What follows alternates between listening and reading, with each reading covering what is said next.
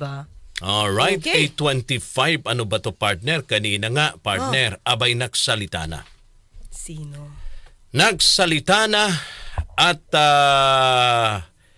abay kanya pong winasak Ang alin? ang katahimikan. Oh. Yun, winasak na niya ang katahimikan. Totoo yan, partner. Ang aga-aga. Oh.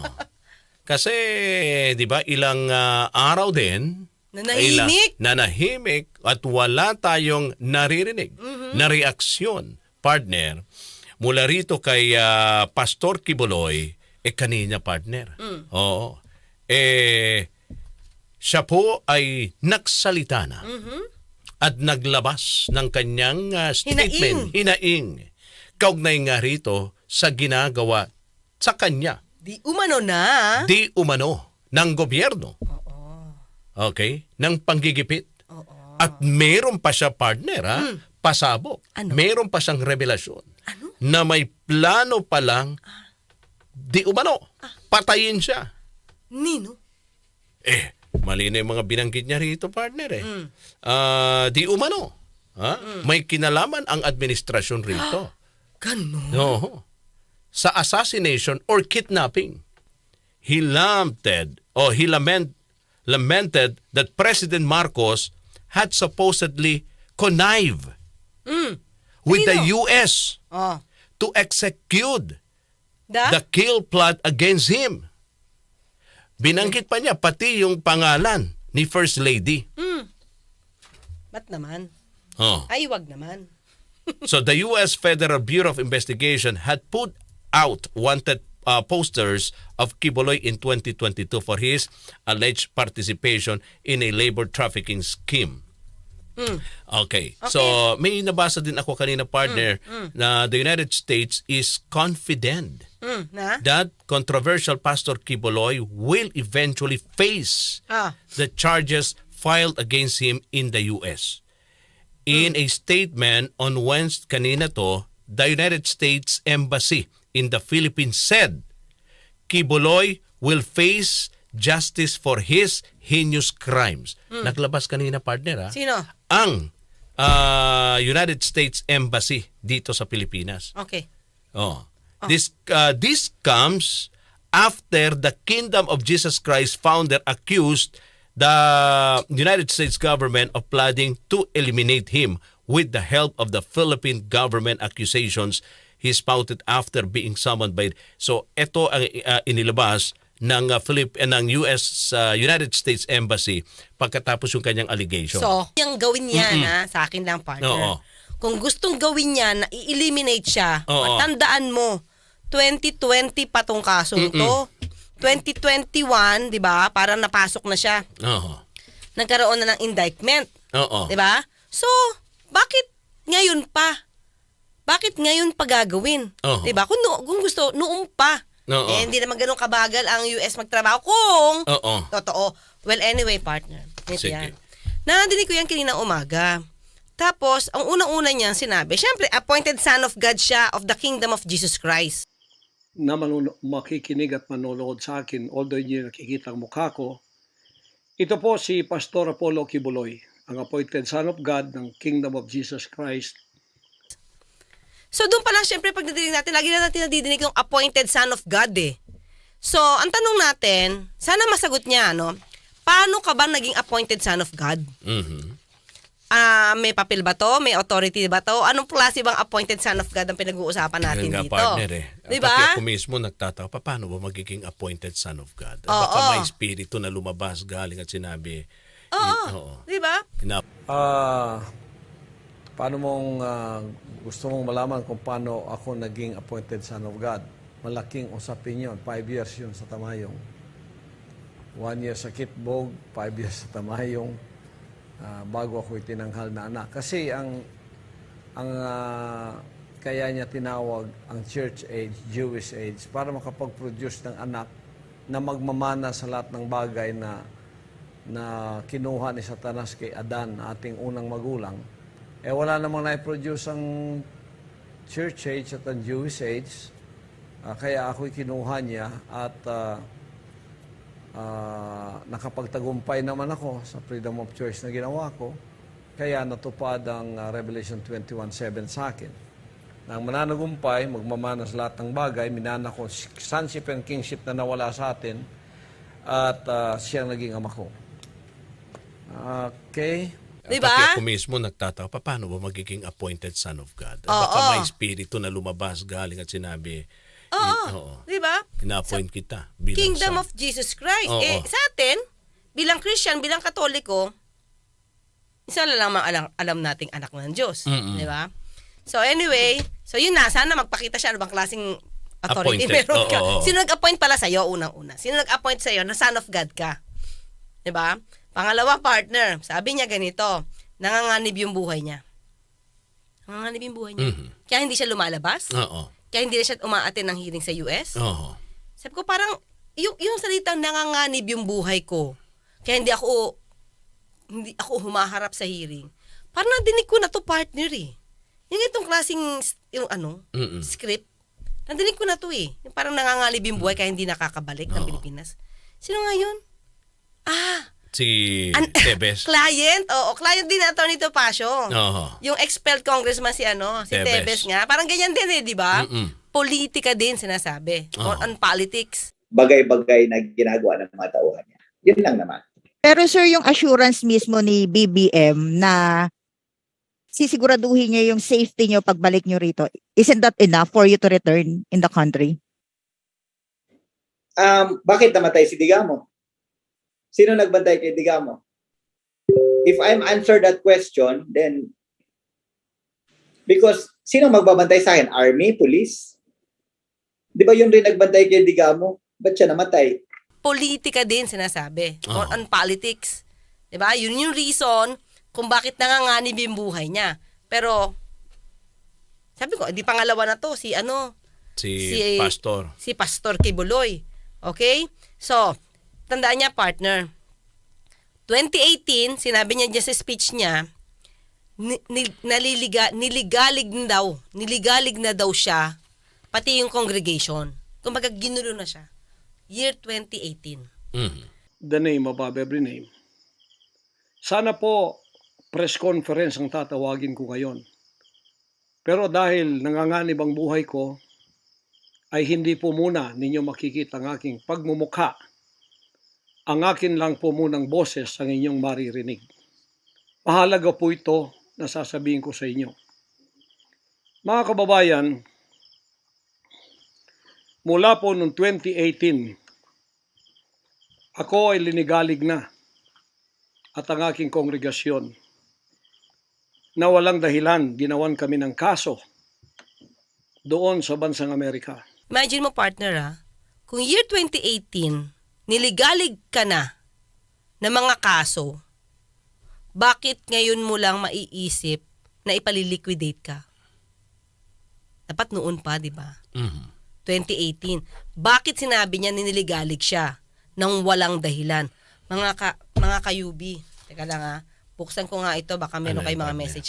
Mga libro? Hindi. Hindi bubuksan ko itong ang si mga reaksyon. yung RMN natin. Oo, yung DCXL. Kasi partner, 2018, tandaan mo, ito yung nahuli siya sa Hawaii. Mhm. Okay? Mga kayubi nahuli siya sa Hawaii. Nahuli siya sa Hawaii, tapos yung pera partner na nakita sa private jet Mm-mm. is worth $350,000. Yan. According to him, yun ay sa kanyang mga tauhan. Okay, sige, i-analyze natin kung sa Oo. tauhan niya talaga, partner. Maliban doon, Oo. maliban sa $350,000 Mhm. na kasi partner, yung private jet from Hawaii bound to Philippines. Okay. Papunta ng Pilipinas. Anong nangyari, partner? Yung pinagbintangan, yung umako pala, partner. Yung umako ay si Salinas, partner. Feli. Eto. Si Feli Salinas na parang manager niya doon sa kanilang church sa Hawaii. Mm. The Cessna Citation Sovereign was about to leave for the Philippines Tuesday morning when Customs and Border Enforcement agents boarded the private plane for inspection. Court documents say they found about $350,000 in cash. Sources say they also found parts to assemble military-style rifles. On board, 6 people, including Apollo Quibulo. Father, I'm here. Use me. The only U.S. citizen on the plane was the only one arrested after she claimed the bag of money was hers.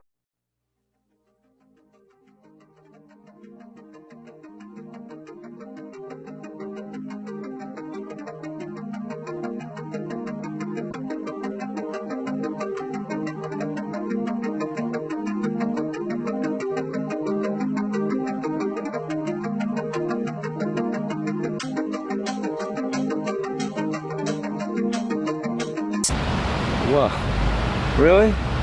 I was surprised. I don't know about that. This Waipahu church member who didn't want his name used says he volunteers in the bakery. He says the pastor was in Hawaii for a concert at Schofield Barracks.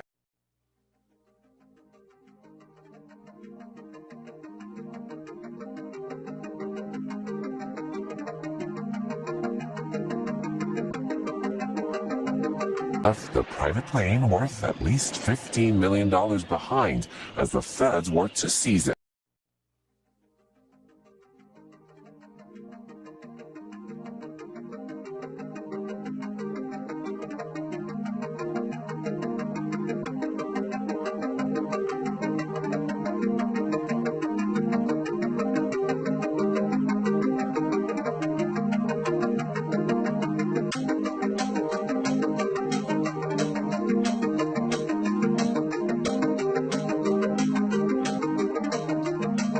Kate Salinas is the local church's business manager. In this 2015 YouTube video, she explains her loyalty to Quibuloy. He was called by God to preach the gospel. He was appointed and anointed by the Almighty Father.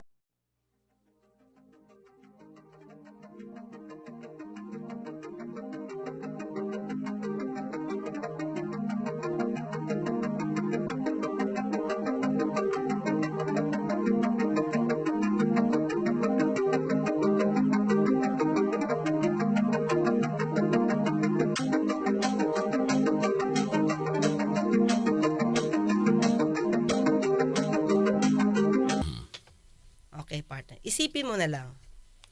Isipin mo to ha. Sino ba ang may pera? Yung manager ba? O yung pinaka-founder? Mhm. Ikaw na may sariling jet, partner. Private jet. Papasakayin mo ba sa manager mo na may dalang maleta na ang laman $350 na hindi mo alam? 'Di ba? Partner, tatandaan mo, 'di ba? Na-detain siya ng isang araw. Pero alam mo naman, kapag ka fanatics, partner, gagawin ang lahat. Mukhang inako Ng mga nung tao niya. mga Yung tao kasalanan. Oh, pero sinabi naman niya dahil siya ang lider, kaya hinarap din niya yung kaso. Hindi niya hinarap yun, partner. Oo. Isinama Ang siya. nakasuhan Oo. dyan, si Salinas. Oo. Ito sabi ng sa report, partner, Salinas was initially charged with cash smuggling, which carries a penalty of up to 5 years in prison and forfeiture of cash and property. But this was reduced upon further investigation. Oo. Kasi nga, mukhang lumabas, Na hindi talaga. may sinapo niya lang. Oo. Pero hindi ba siya kasama dyan sa mga kinasuhan? Hindi. Ay, hindi. Si Salinas lang. Iba yung kaso ngayon. Na sinampa sa kanya. Oo. Yung ang kaso niya ngayon na meron siya indictment kasama yung iba pa, 6 Oo. ata or 7 mga miyembro pa ng Oo. Kingdom of Jesus Na Christ. binabanggit niya sa statement niya kanina Yung na child abuse, Oo. saka trafficking. Oo, na-postpone yung kaso. Bibigay ka na info Oo. dyan mga kayubi, ha? Oo, at Dito mukhang meron. parang matutuloy na ata daw this coming November. Ito, kasi ang gusto at niya- handa yung kanyang mga legal counsel dyan. Oo. So ayan ha, maliwanag tayo ha, mga kayubi. 2018 pa lang, doon siya nahuli. Mhm. Okay. So, syempre, tinignan natin, partner. Private jet ito. Sino ba may-ari? Cessna to eh. Cessna Citation Sovereign. Diba? Yan. At that time, 6 sila sa loob. Pero sinapo siya ng isa. Ni Salinas. Dahil si Salinas, US citizen. Doon nakatira. Meron siyang bahay sa, anong pangalan nun? I forgot the name. Letter K. K. Ang pangalan pa. So, si ano ngayon na nakasuhan lang? Si Salinas. So, siya, takbo na ng Pilipinas. So, ano sasabihin mong inako mo? Wala kayo inako dun. May sumapo sa'yo. Diba? Unang-una, bakit mo sasabihin na sinapo? Kanina yung private jet partner. Kay Salinas ba o sa kanya? Because inamin, nang ni Salinas yung kasalanan niya, partner, 30 days lang ang pagkakakulong niya. Saka $500 fine. Oh, hindi siya nakaso ng cash smuggling. Siguro nakita sa upon investigation, wala kang kakayahan magkaroon ng $350,000. Diba? Yung Cessna plane partner na private jet, lumalabas pag-aari ni Pastor Kibuloy. Kasi pagkatapos, nagkaroon ng issue doon sa cash smuggling, may umako iba, yung Cessna plane na yon, hinold yun sa Hawaii. Sinoli rin sa kanya. So, kanina yung private jet? Just So wala na yung kaso? Wala yung kaso sa Doon kanya. sa cash kay Salinas? Hindi, si Salinas, Oo. na meron siyang penalty na 30 Oo, days. pero oo. Pero, since inako niya, di ba hindi naman nahuli ng US na to, si Kibuloy, kasi may umako. So, parang nawala yung kaso. So, mas mababa na yung penalty ni Salinas. Honolulu-based Hawaii News Now reported that Felina Salinas will spend 30 days behind bars and would have to pay a fine of $500 for the crime. So, bumaba siya. Hindi siya sa cash smuggling. Kasi kung cash smuggling yung partner, pati property niya mo for forfeit. So, siguro nakita nila, inako. Diba? Inako. Now, partner. So, yan din na nakalagay sa Inquirer, partner eh. Parang nalaman nga nila na inako lang yung kasalanan. So, yung pinag-uusapan natin na wanted si Pastor Kibuloy, hindi dito sa kaso ng cash smuggling, partner. Kung hindi doon Kung sa... hindi doon sa, yung nireklamo rin ng mga Pinoy dito, pinagsusulisit yung mga bata. More on yung pang-aabuso sa bata, trafficking, sexual yun yung mga abuse. ganito. Pero ang tindi ng kanyang mga paratang partner. Kanina habang The leader of a Philippines-based megachurch and several top administrators have been charged with sex trafficking. 71-year-old Apollo Quibuloy is the leader and founder of the Kingdom of Jesus Christ, the name above every name church. Quibuloy and 2 administrators are accused of recruiting females between 12 and 25 years old to work as personal assistants. They would cook and clean for him and have sex with him in what is called night duty. The indictment mentions 5 females, 3 were underage. There is an ongoing investigation in KOJC, and the FBI says there may be more potential victims. Katie Johnston for CBSN, Los Angeles. Napakinggan ko yung kanyang statement. At mayroon pa siyang sinasabi parang may plano ata partner na lusubin ang kanyang partner, yung kanyang lugar at partner. Sinasabi niya lusubin at maglalagay daw ng droga, mga bomba at baril. Bakit naman? Oo. Partner, tandaan natin ha. Dito, pakita ko lang partner. Ito yung picture. Maglulungat na ako. Ito yung plane partner. Ito yung mga kayubi. Yan o. Ito partner, yung Cessna plane na yan, yan yung nahulihan. Noong $350,000 and some parts ng rifle. Nandyan sa loob mismo. Dito sa loob. At ang nakalagay dito, ito ay Inquirer. Ayan. Back in the Philippines, free to fly again was Pastor Apollo Kibuloy's statement after U.S. authorities returned his Cessna jet, which was seized in Hawaii in February 2018 yun. So, partner, ganito. Unang-una, siyempre tanong mo, di ba? Pag lalagyan ng droga yung yung bahay niya, yung lugar niya. No, yung lugar. Partner. Kaya binabantayan nila. At sinasabi nga niya, hindi sila papaya kasi dapat dumaan daw muna. Dapat may kasamang mga barangay officials at may kasamang dumaan sa proseso bago lumusob. Kasi may mga ganong aligasyon siya Nalaban ba siya? Oo, na mayroon daw siyang A1 information partner, na natanggap na ganon ang magiging susunod na hagbang. Dahil sa baka hindi siya Gumagawa ba siya ng... nagpapakita partner at siya na mismong umamin na nagtatago siya. Oo. Kaya nga partner, if you're not guilty of anything, ba't kailangan mo magtago? Oo. Sabi mo may 20 lawyers siya Mhm. doon sa US for these cases, partner. Sabi niya at ready sila for the defense. Oo. Kung ready ka, bakit kailangan ka magtago? Oo. At bakit mo pa hinihintay yung extradition? Oo.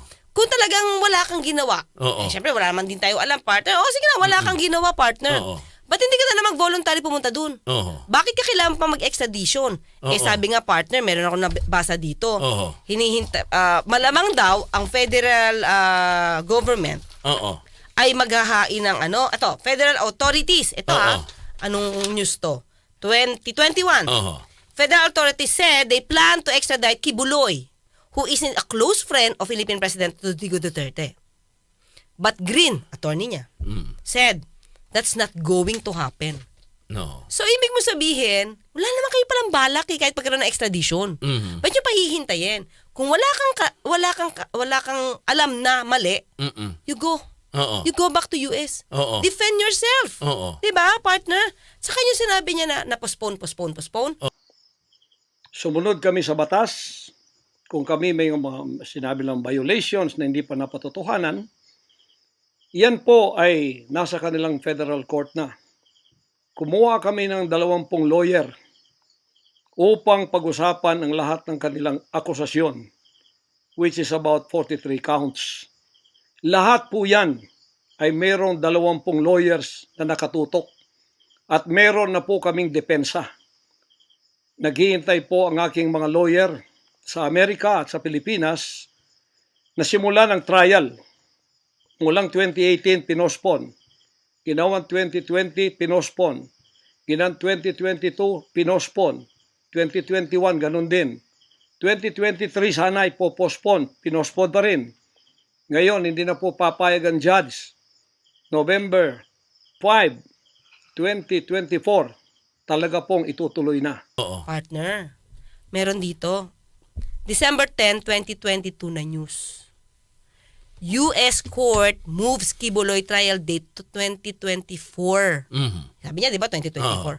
Bakit? Hindi siya napopostpone because nagpapapostpone yung prosecution. Ang nagpapostpone, sila. Okay? So, liwanagin natin yun. Ito yung nasa news, ha? Ayan, ha? Binabasa natin. Ang sabi dito, the judge's order comes after 5 of preacher Apollo Kibuloy's co-defendants submit a request for continuance of the trial date. Sila yung nagpa-move. Diba? Kasi, kailangan nila, ito partner to prepare for the trial in Los Angeles, California. Pinayagan na ma-move ng 1 year for them to prepare. So, hindi pwede sabihin, postpone. Kayo yung nag-request Okay. Kayo yung nag-request na ma-delay kasi kailangan nyo nang mag-prepare sa inyong depensa. Eto, may appeal siya sa gobyerno. Di ba? Kanina, narinig ko. At sinasabi niya, ba't hindi na lang magsampa ng kaso? Saan? Okay. Magsampa ng kaso doon sa mga alegasyon sa korte. Partner. Sinasabi niya, partner. Ang pinag-uusapan natin dito, yung mga naganap sa US. Hindi. Itong ginagawang hearing, partner, bukod dun sa US. Kasi, di ba may mga, itong pinag-uusapan ngayon sa Senate, partner. Di ba may mga lumantad? May mga lumantad na di umano, inabuso sila. Okay. Yung si alias Rene, di ba? Sinabi, siya actually ang nagsabi na may mga nakita siyang mga baril. Okay. So, yan yung mga alegasyon na gano'n, di ba? Bukod dun sa kaso niya sa US, eto ngayon, yung mga akusasyon sa kanya, di ba, sa hearing. Sabi pa niya, ba't hindi na lang magsampa ng kaso? Sa korte? Partner, ang tanong natin, aaten ba siya? If ever magkakaso.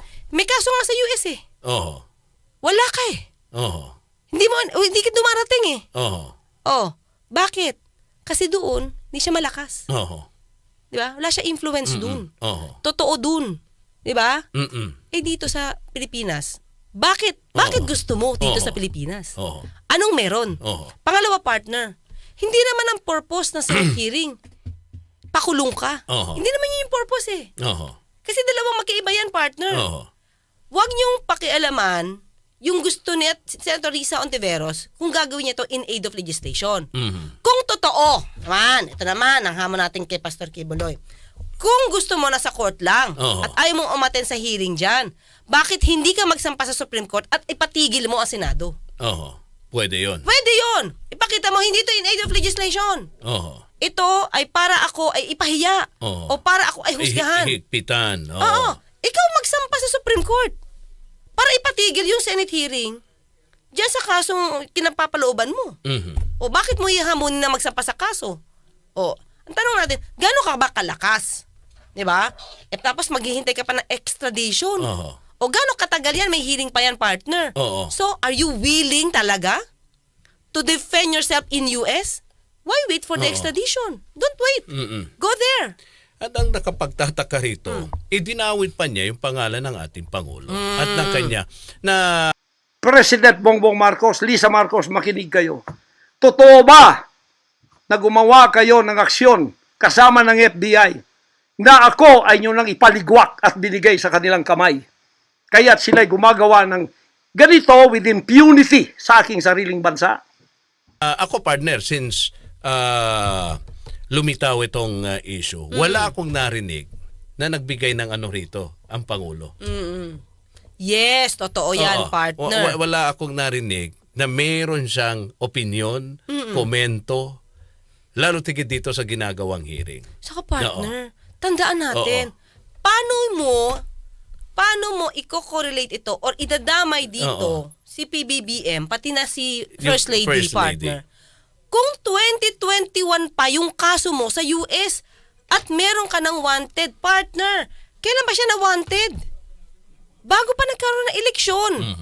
Bago pa nahalal si PBBM na presidente. Lumabas na yung wanted na yan, na galing sa FBI. Anong sabi nyo? Itong wanted na binigay ng FBI, pamumulitika lang yan. Diba? Sabi niya, pamumulitika lang yan kasi malapit ng eleksyon. Oh, diba dininaya ng US? Paano mapamumulitikan? Eh, may kaso ka talaga. Diba? Kaya paano mong, ang layo ng reasoning mo na i-correlate mo to kay PBBM na makikipagsabuatan kung noong ka pa hinihintay ng US na pumunta dun. Ikaw yung hindi ka pumupunta, tapos ngayon, dahil hindi ka pumupunta, sabi mo constitutional right mo, ang extradition. Kung gusto mo, pwede ka mag-volunteer pumunta, defend yourself. Why wait?